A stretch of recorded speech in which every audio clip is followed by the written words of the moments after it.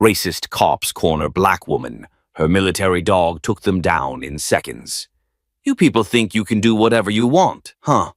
The voice was sharp, arrogant, echoing through the empty parking lot behind Benson's grocery. 4 white officers stood with their hands near their holsters, surrounding a single black woman and her dog. Ariana Cole stood tall next to her SUV, arms crossed, calm in a way that made the men uneasy. She was dressed in simple black cargo pants and a worn gray hoodie, her hair pulled back into a tight, low bun. Her boots were scuffed, but her posture was composed, dangerous, like someone who'd been here before. The air crackled with tension. "You match the description," Deputy Wade Elkins barked, stepping forward. "Dark hoodie, suspicious behavior. We got a call." "A call from who?" Ariana asked. Her voice didn't waver. "Doesn't matter," he snapped. "You're resisting. Pop the trunk now." She didn't move. Ranger, the Belgian Malinois at her side, shifted slightly, his amber eyes locked on the deputy's hand. "You don't want to do this," Ariana said quietly, her eyes narrowing. "Not with him watching." "I said pop the damn trunk." Ranger emitted a low growl, barely audible but chilling. Another officer reached behind him for his baton. The moment stretched. The silence was louder than words. Then, the officer lunged, and everything went to hell. Ranger exploded into motion. In less than a second, he was airborne. His jaws clamped around the officer's wrist, twisting him mid-stride and sending him crashing to the asphalt. Another officer fumbled for his taser, but Ranger was already on him, pushing him to the ground, teeth bared but not biting, holding. Ariana didn't flinch. "Ranger, hold," she commanded. Instantly, the dog froze in place, ears alert, muscles tense but still. 2 cops on the ground, one moaning, one frozen. The other 2 hesitated, fear flickering in their eyes. Elkins stepped back, his voice cracked. "What the hell kind of dog is that?" Ariana finally spoke, her voice low and cutting through the air like a knife. "A trained soldier, just like me." The silence after that was thunderous. Elkins stared at her, his face a mix of confusion and something else, panic, because deep down something about her words felt real. Ariana's phone buzzed. She picked it up slowly and spoke a single word. "Now." 2 minutes later, the wail of approaching vehicles sliced through the tension. A black SUV rolled into the parking lot, followed by a military Humvee. 4 armed personnel in tactical gear stepped out, led by a tall black man in fatigues. He walked straight up to Ariana and saluted. "Major Cole, are you all right, ma'am?" Elkins's face drained of color. He stumbled back as the truth dropped like a bomb. "She's a major," one of the cops whispered. "Like, military?" Ariana turned her eyes on them. Steady, controlled. Retired, but always on duty when it comes to justice. She walked over to Ranger and gently scratched behind his ears. The dog sat calmly, tail twitching, eyes scanning the perimeter. Elkins began to stammer. We didn't know." She didn't identify herself. "There was a report." "There was no report," the officer from the Humvee interrupted coldly. "We traced the 911 call. It came from a burner phone registered under a fake name, likely planted." Ariana finally turned to face him. "This isn't the first time, she said, "but I intend to make sure it's the last." She didn't shout. She didn't raise her voice, but every word hit like a hammer. And in that moment, every officer there realized they'd cornered the wrong woman. Rewind 1 week earlier. Ariana had only just arrived in Millstone. She'd taken leave from her base near Fort Benning and driven 3 hours north to settle into a quiet house left to her by an old family friend. She wasn't here for war. She was here to heal, to write, to breathe. But the town had different plans. The first encounter came at the grocery store. A woman, mid-40s, platinum blonde, wearing a pastel cardigan like a uniform, had shoved her cart in front of Ariana's and hissed, This line's taken. Ariana had simply stepped to another aisle. Later that day, the woman, Tracy Elkins, filed a complaint with store management, claiming Ariana had threatened her. The cameras said otherwise, but her husband was a deputy. From then on, Ariana noticed the patrol car parked across from her driveway, the slow drive-bys, the questions asked around town. One day, a drone hovered outside her back window. She didn't report it. She waited. She trained Ranger harder, reinforced commands, tested reactions, polished the leash clip and checked the custom harness. She didn't hide, but she didn't fight. Not yet. Back in the present, the officer from the Humvee approached Elkins. "We've informed Internal Affairs and the county sheriff. You and your team are to stand down, pending review." "You can't do this," Elkins snapped. "We were just doing our job."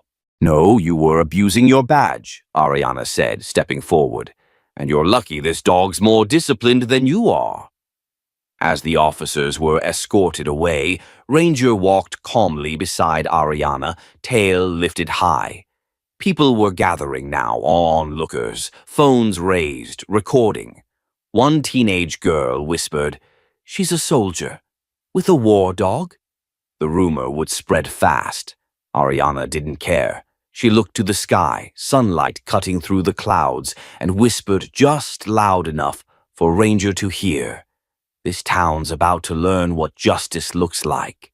And Ranger, her partner, her weapon, her shield, sat tall beside her, waiting for what came next. The next morning, Ariana Cole sat in her kitchen, staring at a lukewarm cup of coffee.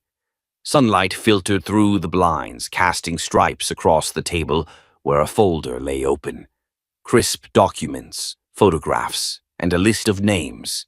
At her feet, Ranger lay completely still, but his ears twitched slightly at every distant sound, attuned to her tension. She reached down absently and scratched the back of his neck. "We're not done here, boy," she murmured. "Not even close."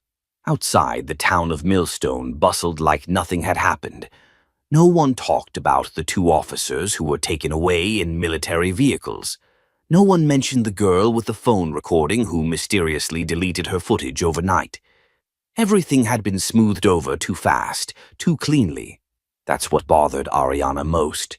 She'd been in combat zones where chaos made sense, where the rules were raw and obvious. Here in Millstone, the danger wore a smile. It hid behind country music and sweet tea and the occasional "bless your heart." It was quieter, but deadlier. She tapped a photo on the table, a screenshot of Tracy Elkins laughing beside her husband Wade at the county fair. They were tangled into every part of the town: sheriff's fundraisers, church bake sales, school board committees. And someone had erased the 911 report from the previous day's incident. She'd checked herself. There was no trace of a call made, no recording, no dispatcher log. That wasn't incompetence. That was power. Ranger lifted his head, his ears sharpened. Seconds later, a knock came at the door. 3 precise taps. Ariana stood slowly. Her movements were careful, measured. She didn't flinch. Opening the door revealed a tall woman with brown curls, mid-30s, wearing a worn blazer and faded jeans. Her eyes flickered with something more than curiosity. It was recognition. "You must be Ariana," she said. "Name's Camille Boyd. I'm with the Southern Justice Review." "Never heard of it," Ariana said flatly. "It's independent, small. But we cover civil rights cases, especially ones the big outlets won't touch." "Not interested in publicity," Camille tilted her head. "Then maybe you're interested in justice. I've been in this town 3 months undercover, and I think you just walked into the middle of something bigger than you realize." Ariana's jaw tightened. She opened the door wider. "Talk." Inside, over coffee, Ariana finally reheated. Camille laid it out. Her team had been tracking a cluster of cases in small southern towns.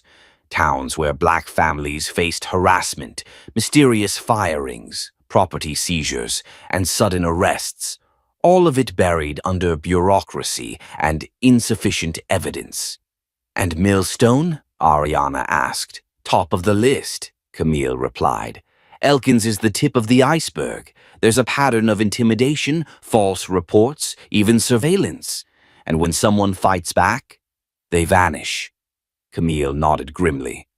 "We had a teacher last year, lived on Maple Street, complained after her car was towed from her own driveway. 3 weeks later, she was fired for poor classroom performance. Then evicted. No court records. Nothing." Ariana leaned back. Her mind worked fast, combat instincts applying themselves to a new battlefield. "I need names, faces, timelines." Camille slid over a USB drive. "Everything we have. I wasn't sure what to do with it, but after yesterday, let's just say your dog made quite the impression." Ranger let out a small huff, as if unimpressed. Ariana managed a faint smile, then she leaned in. "What if I told you I didn't come here by accident?" Camille blinked. "You mean you knew?" "I had suspicions," Ariana said. "There have been murmurs about towns like this. People abused by the system because they had no one to stand for them. I had the clearance, the connections. I retired early so I could stop being part of the machine and start dismantling it where it was rotten." Camille's eyes widened. "So you're not just a soldier. I'm a strategist." Before Camille could respond, Ranger sprang up. Ariana was already moving, grabbing her phone and switching to the external security cam. On screen, a dark sedan parked across the street, tinted windows, no plates. She cursed under her breath. "They're watching," Camille said. "They're escalating," Ariana corrected. She walked to the closet and pulled out a locked case. Inside, a compact drone, 2 encrypted phones, and a small body cam disguised as a button. Camille stared. "You were really prepared for this, huh?" "I didn't come here to blend in. I came here to smoke them out." She handed Camille the button cam. "You're going to the town council meeting tonight. They'll pretend it's routine, but they'll be watching who shows up, who speaks, who doesn't. You'll be my eyes." "What about you?" "I've got a different meeting." That night, Ariana dressed down. Jeans, flannel, no makeup. She parked her car 3 blocks from the sheriff's office and approached on foot with Ranger beside her. The building was quiet, too quiet for a Friday evening, but one back window glowed. She crouched near the alley and pulled out a listening device. The tech was old, but it still worked. Inside, she could hear voices. "Elkins is suspended, sure," one man said, "but that woman's a problem. That dog's military, and that journalist, Camille Boyd, she's been sniffing around." "Then we need to make them disappear," another voice said coldly. "Do it clean, like last time." Ariana's blood went cold. This wasn't petty abuse of power. This was organized. She tapped a button and began recording. Ranger pressed in closer, silent and ready. Suddenly, the back door creaked open. Ariana turned, heart pounding.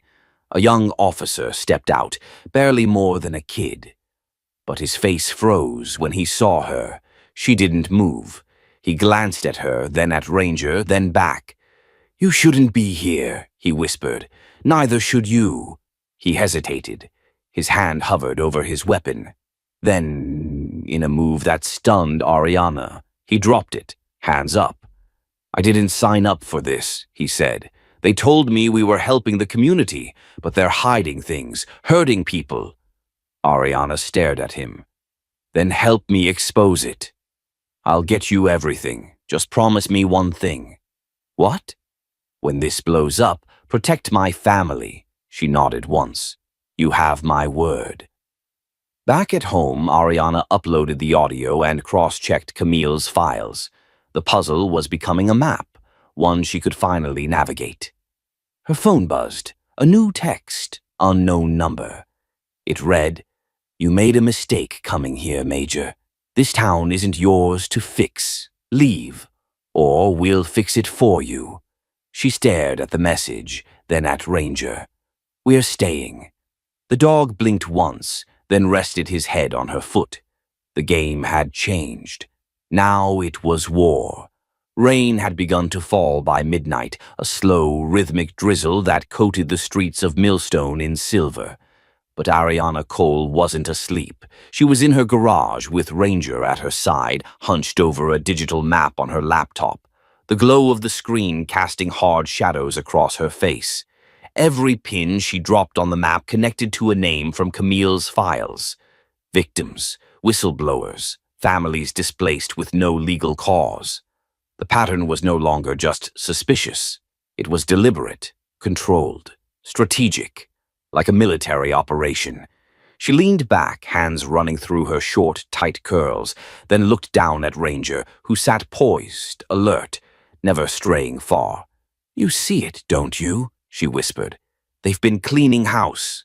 She zoomed in on a cluster of evictions and false arrests that all occurred within a 10-block radius over the past 2 years. Always the same officers involved, always the same judge signing off the paperwork, and always the same real estate company scooping up the properties for dirt-cheap prices days later. A knock startled her. This time it was soft, hesitant. She approached the front door with caution, gun tucked discreetly behind her waistband. Standing there was a teenage girl in a drenched hoodie, her eyes wide with fear. She looked barely 16. "Ms. Cole?" the girl asked. "Yes?" "They told me not to come here, but I didn't know where else to go." "Who told you?" "My uncle. He's one of them." Ariana stiffened. "One of who?" The girl swallowed hard. "The cops. He's with Deputy Barnes. He said you're in danger." Ariana stepped aside. "Come in." The girl hesitated, then bolted through the door. Ranger sniffed her briefly and, satisfied, padded back to his spot by the window. Inside, Ariana gave her a towel and something warm to drink. "What's your name?" "Zariah. Miller." "All right, Zariah. Tell me everything." The girl's hands trembled as she gripped the mug. She looked down at it, avoiding Ariana's eyes. "My uncle's been weird since I came to live with him last year, always locking his office, whispering on the phone. But yesterday, after that thing with you and the dog, he came home freaked out, said things were about to get messy." "What did he say exactly?"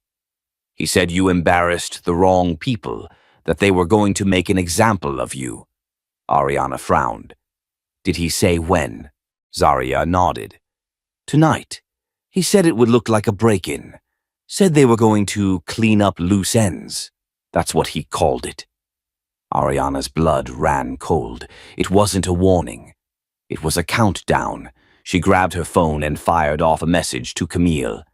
"Evacuate, now. Full blackout. We're exposed." Zariah looked up, eyes pleading. "You're not going to let them get away with this, right?" Ariana reached for her shoulder bag and pulled out a device that looked like an old key fob. With a flick, the entire house's interior lighting shifted to red emergency mode. "No, I'm going to stop them." At 2:14 a.m., a black SUV turned off its headlights a block away and coasted quietly down the street. Inside, 3 men dressed in tactical gear loaded non-lethal weapons and plastic cuffs. They weren't here to ask questions. They were here to disappear someone.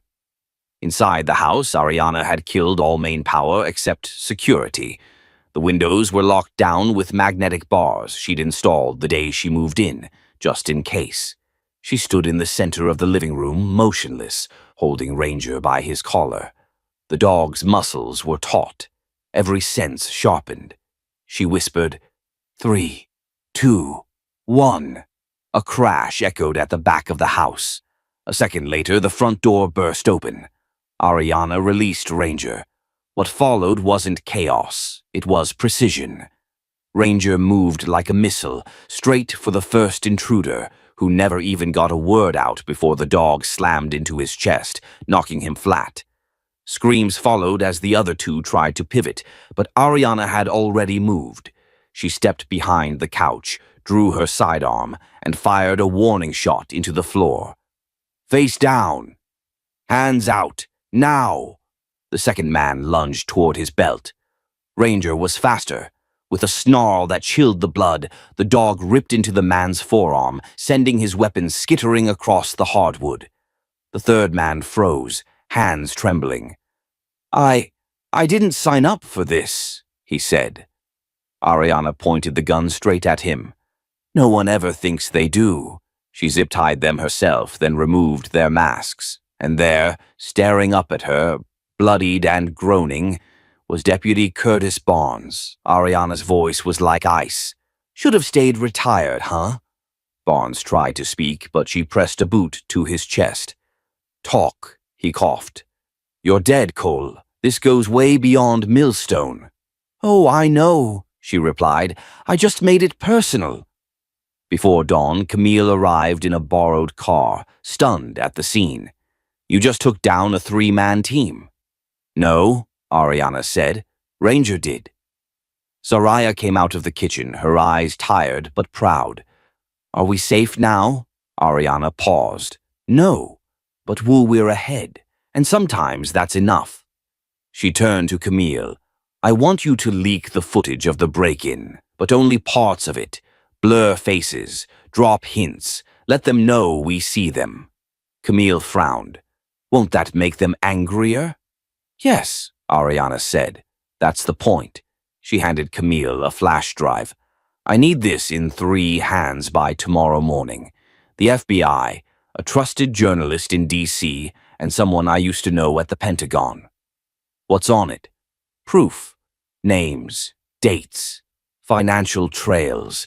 Enough to make people in Millstone very uncomfortable. Outside, dawn was beginning to break, but it brought no comfort, because Ariana knew the rules had changed. They wouldn't send low-level thugs next time. They'd send the suits. And when they came, they'd try to bury her. She looked down at Ranger, who was licking blood from his paw, calm as ever. We're not done, boy, she said softly.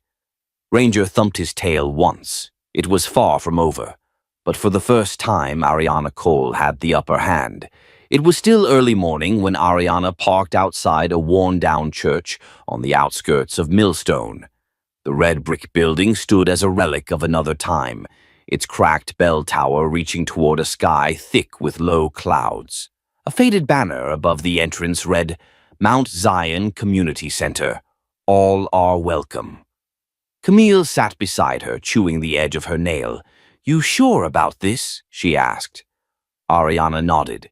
He owes me, and he knows how to survive in the shadows. Inside, the place smelled like old wood and incense. Rows of pews were empty, save for a man hunched over near the altar, mopping the floor. Jacob, Ariana called out. He turned, a tall black man in his 50s, with salt and pepper dreadlocks tucked beneath a navy beanie. His eyes narrowed when he saw her. Well, well, he said, voice like gravel. Look what the storm blew in. I need a favor. Jacob tossed the mop into a bucket and leaned against the handle. You always do. She walked toward him, removing her hoodie. This one's not for me. He studied her for a beat, then motioned toward a back room. Once inside, behind closed doors, Ariana laid everything on the table. The footage of the break-in, the names from the flash drive, the corruption web tying the Millstone Sheriff's Department to Horizon Equity, a private real estate firm with federal connections. Jacob whistled. Damn. They really didn't want you talking. They've been flipping families out of their homes, falsifying charges, making it look like bad luck. And you think this goes federal? I know it does. He crossed his arms. You still got that clearance? Technically, I'm inactive, but my name still opens doors, Camille chimed in. We're building a case, but we need help.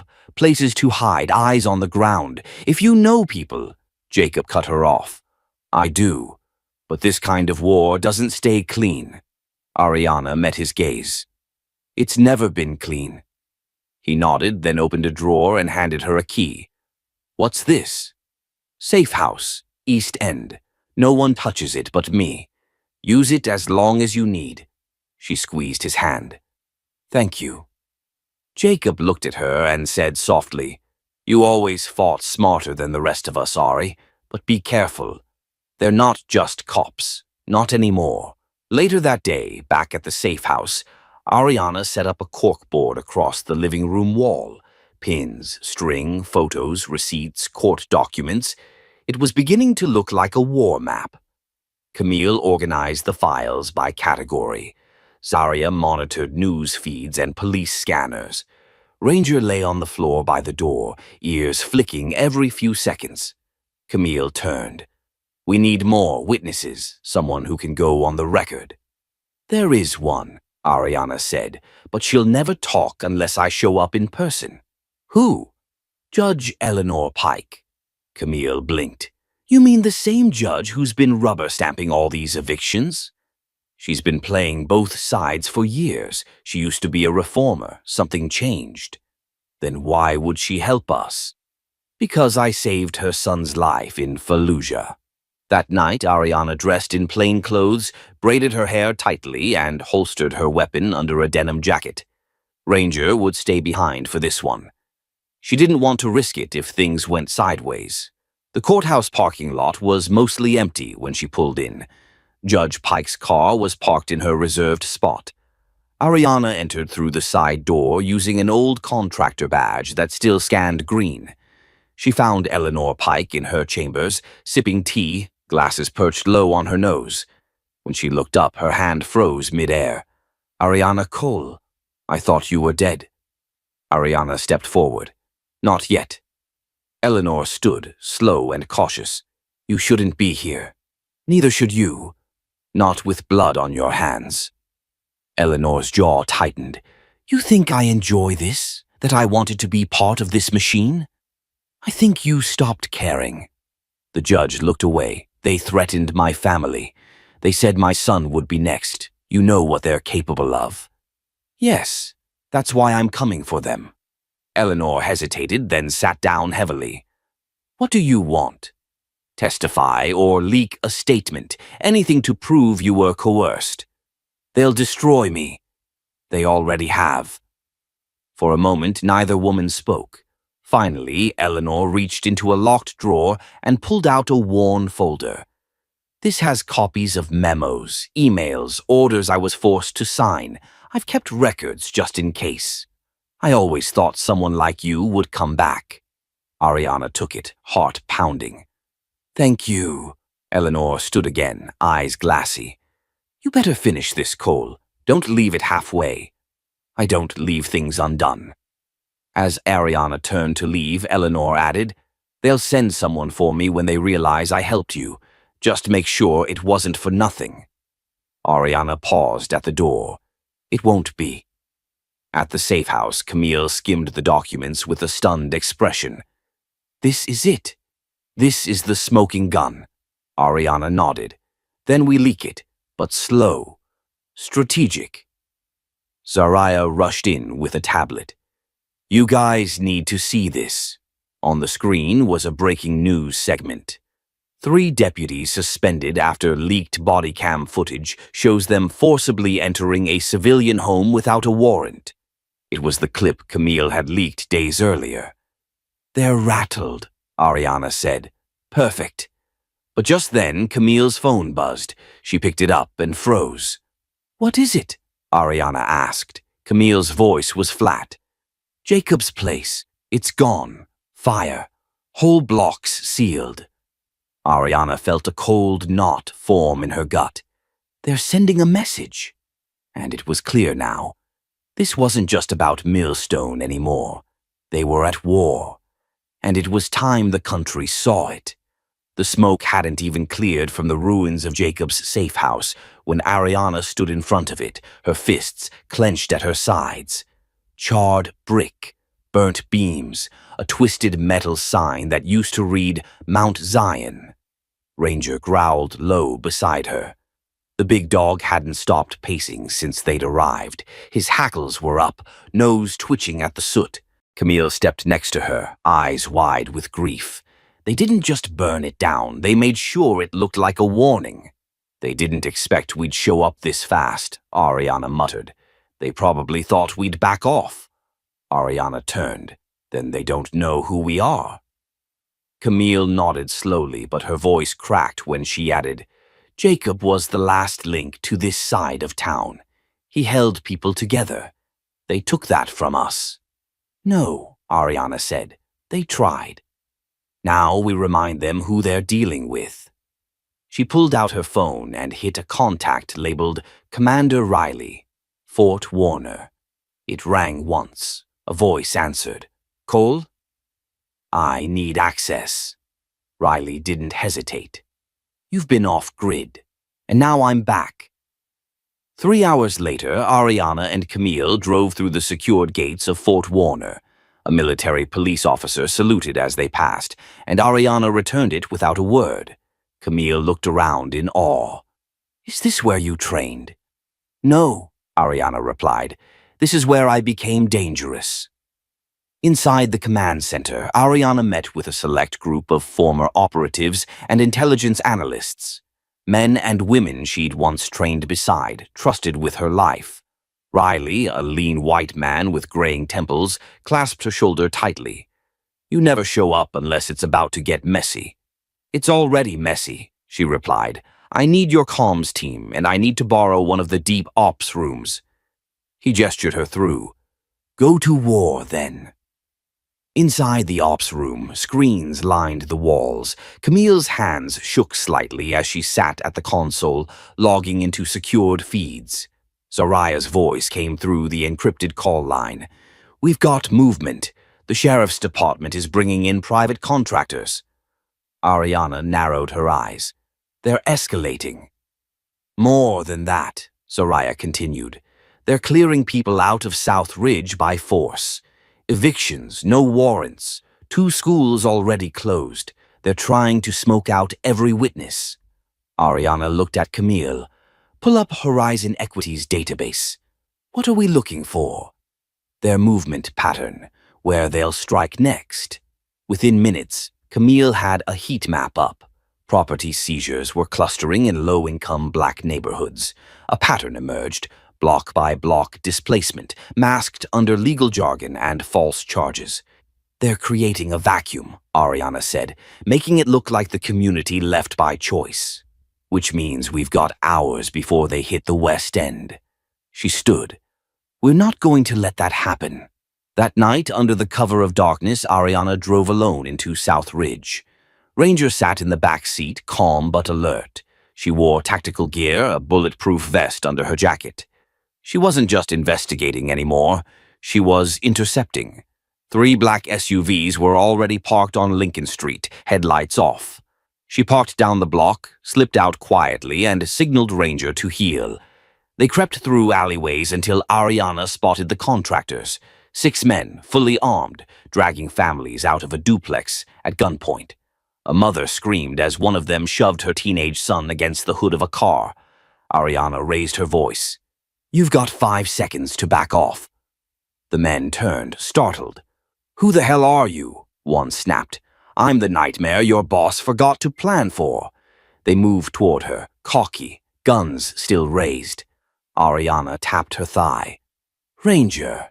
In one fluid motion, the massive Belgian Malinois lunged. He took down the first man with terrifying precision, sending him crashing to the pavement. Screams broke out. Ariana disarmed another with a precise elbow strike and spin kick, then used his own taser to knock him cold. The remaining 2 bolted. Families poured out of their homes, confused but rallying. Camille's voice came through Ariana's earpiece. Local news is picking this up. We leaked the audio. You're live. Ariana grabbed one of the men still groaning on the sidewalk. Tell them we're not scared. And tell your boss I'm not alone. She looked around at the growing crowd. Phones were out. People were filming. For the first time, the city saw not just a woman fighting back, but a community waking up. Back at the command center, Camille was stitching together the footage into a timeline. Zoraya was contacting local lawyers and rights groups. Judge Pike had gone silent, but Ariana knew that silence meant she was preparing something big. When Ariana returned, bruised but unshaken, Riley pulled her aside. I've got bad news. She braced herself. Your name hit a federal alert list. They're flagging you as an agitator. Some DC office just gave the green light for surveillance. Ariana exhaled, jaw tight. So it's official. They're coming. Riley paused, then slid her a sealed envelope. You're going to want to read this. She opened it. Inside was a classified report, signed orders. Horizon Equity had secured a covert deal with Homeland Security to run urban renewal ops in distressed areas with full immunity. She looked up. This is what we needed. Riley nodded. But it also means you've got about 2 days before they scrub the files and vanish. Ariana turned to Camille and Zoraya. We go public. We bring the full story. Everything. No more shadows. Zoraya leaned forward. We better be ready. Ariana looked at Ranger, then out the window toward the sleeping city. We were born ready. It started with a glitch. Camille was halfway through editing the footage from Lincoln Street when the feed froze. Static hissed across the screen for a second before it went black. Then the screen flickered and a new file appeared on her desktop. She didn't download it. Her heart pounded as she clicked.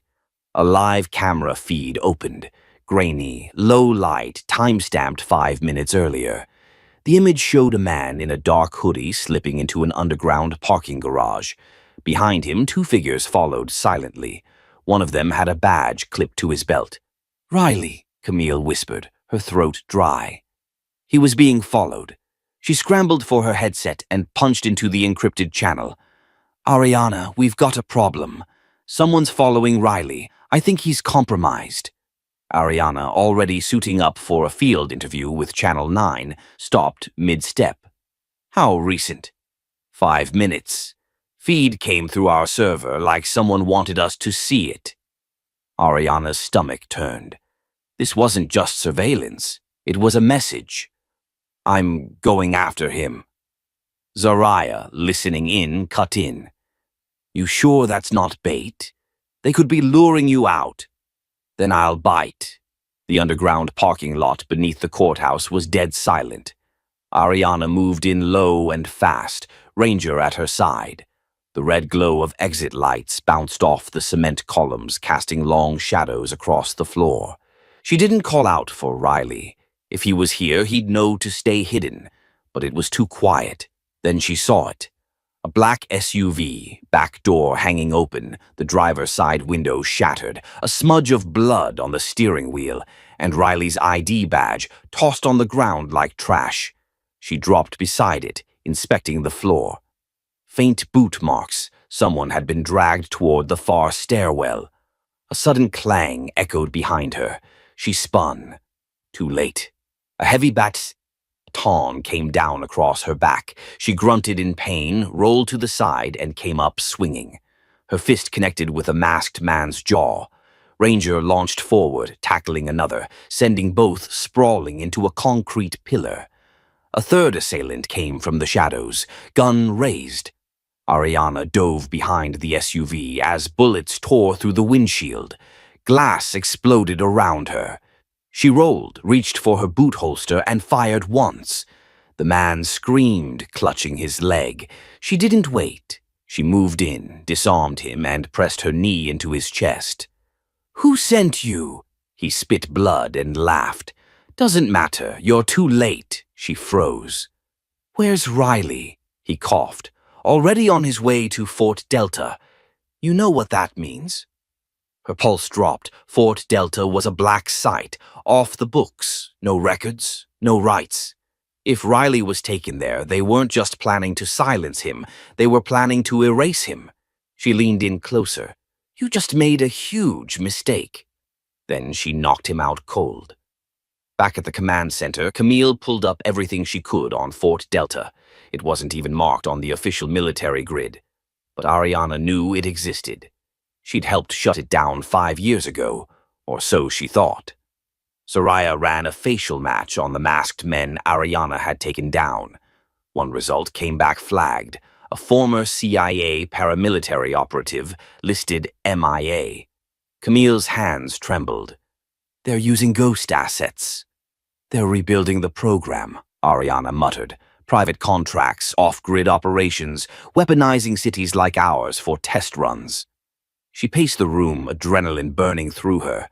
They're not just targeting black neighborhoods, they're experimenting with domestic control. Camille looked at her. Then this isn't just about the sheriff's department anymore. No, Ariana said. It never was. An hour later, the team gathered in the back room of an old community church. Camille had converted the chapel into a live stream hub. Cables ran across pews. Microphones, lights, and cameras were ready. Ariana stood in front of the altar, lit by a single overhead beam. "We're live in 10, Camille called. Ariana looked at herself in the monitor. Her face was bruised, her hair damp from sweat, but her voice was steady. "Say what you came to say," Camille whispered. When the feed went live, Ariana stared directly into the camera. "My name is Ariana Cole. I served this country. I bled for it. I trained dogs that saved lives in combat zones. I believed in the system." She paused. "But I've seen what happens when systems turn on their own people, when justice is a costume, when truth is erased. Today they took one of ours. Commander Riley is missing, likely held at an off-grid facility where no citizen has rights. Why? Because he tried to help expose a network that profits from destroying black communities." The stream lit up with thousands of viewers. Comments poured in. Ariana continued. "They thought we'd stay quiet. They were wrong. We have the files, the footage, the faces. And if you're watching this, you're part of it now. Not the problem. The movement." She leaned forward. "We will bring them down, not with fear, but with truth." She nodded, and Camille cut the feed. Silence fell. Then the notifications exploded. Donations, retweets. Dozens of local journalists reached out. Activists rallied in South Ridge. Anonymous dropped encrypted tips. But then came the twist. Camille's screen pinged. A new email, no sender. Just an attachment. She clicked. A photo filled the screen. Riley. Alive. Bruised but standing. And beside him, grinning in defiance, was a woman Ariana hadn't seen in years. Major Eliza Warner. She had disappeared 3 years ago after testifying against a Pentagon contractor. Camille's voice cracked. "She's back." Zariah stared. "And she's working with Riley." "No," Ariana said, smiling. "She's rescuing him." Camille turned to her. "You planned this?" Ariana shook her head. "I had faith. The ones they cast out, they come back stronger." Outside, the sound of car horns, chanting, and movement built. The people weren't just watching anymore. They were coming. Rain hammered the roof of the old warehouse as the team stared at the encrypted photo of Riley and Major Eliza Warner. The room was still. The only sound was the soft whir of Camille's hard drives, processing facial recognition, location data, and signal timestamps. Ariana couldn't look away from the image. "He's alive," she whispered, "and she's with him." Zariah narrowed her eyes at the background of the photo. "That gate behind them, I've seen that design. It's the old decommissioned freight tunnel beneath Ridgeport Army Depot. I thought it was sealed years ago." Camille pulled it up on satellite. It was, until 2 weeks ago. Someone pulled a city permit under a fake construction company and started doing work in that area. They've been prepping it. "For what?" Ariana asked. Zariah looked up. "For extraction. They're not keeping Riley at Fort Delta. They're moving him out of the country." Ariana's heart dropped. "When?" "Soon. The transport is happening tonight." Silence. Then Ariana stood. "Then we don't have time." The Ridgeport Army Depot was a skeleton of its Cold War past, overgrown, fenced off, forgotten. But beneath it, tunnels that ran for miles, once used to move nuclear components discreetly through the Midwest. Now, a perfect black site, Ariana, Zariah, Camille, and Ranger moved fast through the undergrowth, dressed in tactical black. Camille carried the portable command unit. Zariah had schematics. Ariana had a Glock, a flare, and Ranger's leash clipped to her belt. They bypassed motion sensors and crawled through a vent shaft until they reached a metal service door. Zariah tapped the lock panel with a hacking key and nodded. 2 minutes. Then we move. Ariana glanced back at Camille. Stay on the comms. If I say go live, you launch the full drop. Camille nodded. Got it, but, Ariana, be careful, we only get one shot at this. The door clicked open. Darkness swallowed them. The tunnel smelled like rust, diesel, and dust. Echoes bounced down the hall, too distorted to track. Ranger sniffed the air and growled low. Movement ahead, Ariana said. Suddenly, floodlights blasted on. On your knees, hands behind your head. Dozens of armed guards emerged from the shadows, semi-autos raised. Ariana raised her hands slowly but didn't kneel. Zariah did the same. Ranger stood at attention, tense and ready. Then a familiar voice echoed from the far side. Stand down. Major Warner stepped into the light, holding a pistol and wearing a military coat with no insignia. The guards hesitated. She's not your enemy, Warner barked. I'm the ranking officer here, and if anyone takes a shot, they answer to a court-martial. The tension broke like glass. Several guards slowly lowered their weapons.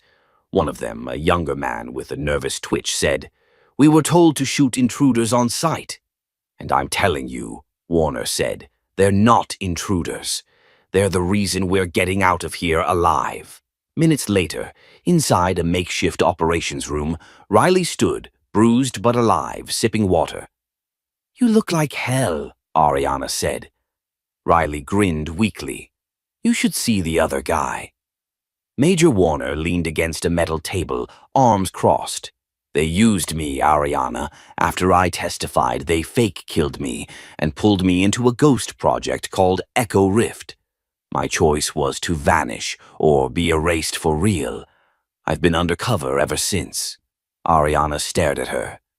You could have told me. They monitored everything. I couldn't risk your life. But when they took Riley, I knew the game changed. Zariah jumped in. So what's the plan? They're moving him out tonight, right? Was, Warner corrected. I changed the manifest. They're expecting a cargo drone, but I sent it off course. Bought us 30 minutes. Ariana looked at Camille through the monitor. Get the file ready. We're going live in 15. But Camille didn't answer. Her screen flickered, then cut out. No signal, Zariah said, checking her uplink. She's been cut. Suddenly, alarms blared. Warner's eyes snapped to the tunnel. They're breaching the other side. Someone tipped them off. Ariana spun to Riley. Can you walk? I can run. Then move. They ran down the secondary tunnel. Lights burst above them, flashing red. Shouting and bootsteps closed in from behind. Ahead, they reached the train loading platform. Parked on the rail was a flatbed vehicle rigged with satellite gear.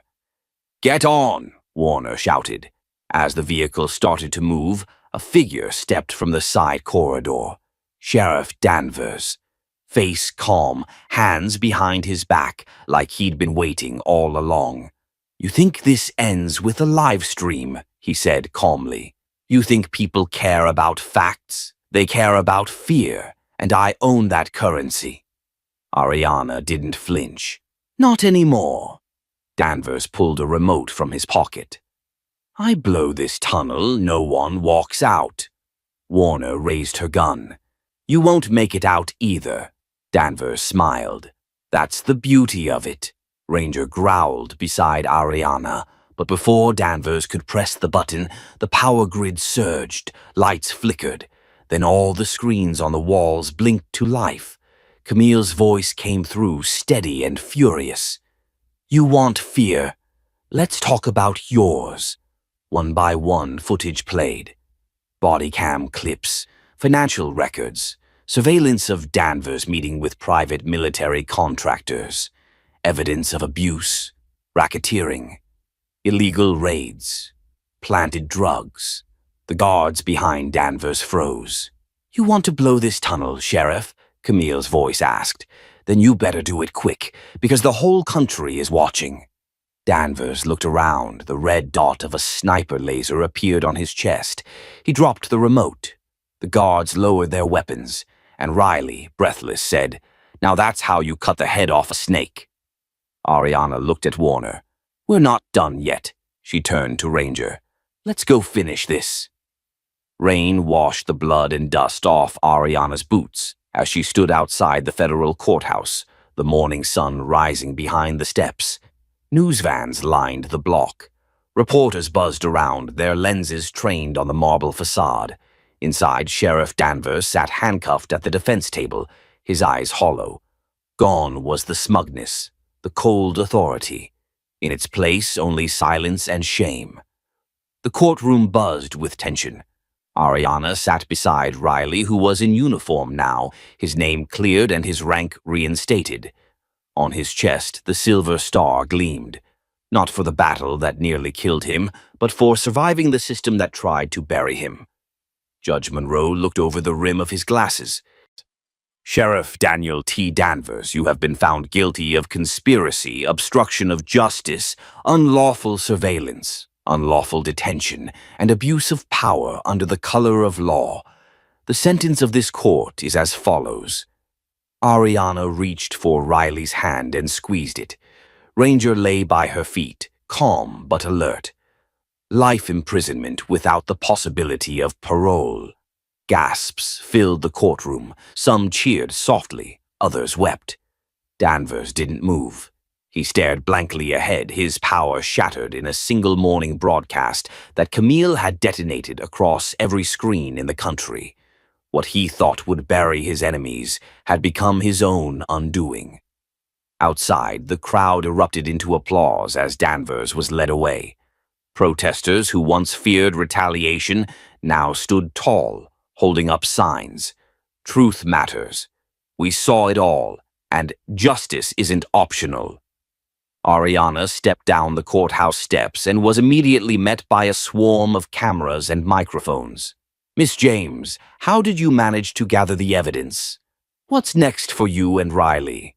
What would you say to the millions watching you now?" Ariana raised a hand, signaling for silence. She looked straight into the main camera. "For too long, people like Danvers believed they could abuse their power and rewrite the truth. But they forgot the one thing they couldn't control. Us. The people. The witnesses. The voices that won't be silenced anymore." She turned to Riley and smiled before looking back.